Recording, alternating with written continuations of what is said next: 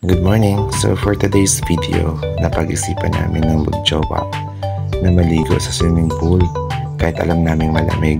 Sumakay na pala kami ng Grab dito, malapit lang siya sa amin sa Marikina. Actually, Antipolo na siya at saka Marikina boundary. So ang tawag sa resorts na to ay Kubling Tago.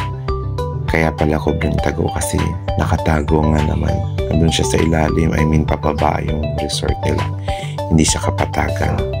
Kailangan pa namin bumaba. Nag-uusap kami dito sa loob ng Grab kung kaya ba namin yung lamig doon pagdating. Bahala na basta maligo. So dito na, malapit na nga kami at itong si kuya namin Grab masikip kasi yung daan. Kaya medyo dahan-dahan lang siya. So kinakabahan na kami dito ang dalawa kasi alam namin na ang lamig nga ng pagpaligo namin ngayon sa swimming pool. Since nasabi na namin na dapat maligo kami, kailangan namin sundin kaysa naman sa hindi namin masunod. Di bali nang magtiis sa lamig basta ang alam namin na tubad namin yung gusto namin na maligo.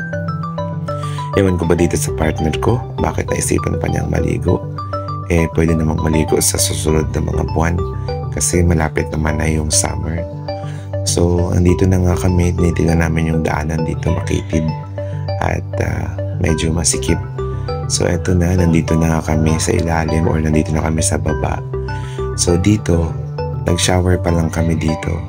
Tapos bumalik din kami agad sa taas, din na kami tumalon sa swimming pool kasi talagang malamig talaga at hindi mo kakayanin. Parang may mga yelo. Sa shower pa nga lang parang hindi na namin kaya. Doon pa kaya pag nakalublob kami. Nagkukwentuhan kami dito kung uuwi na ba kami o hindi. So ito namang sa jowa, nakuha yung cellphone ko. Kaya yan, mega video muna siya. Mahilig talaga mag-video yung jowa ko. Inayaan ko na lang kasi alam ko na dyan siya masaya. Yun. Siyempre kasama ako lagi dun sa video niya. Sinisabi niya sa akin na uwi na ba tayo? Sabi ko naman wag muna, sayang naman yung binayad natin.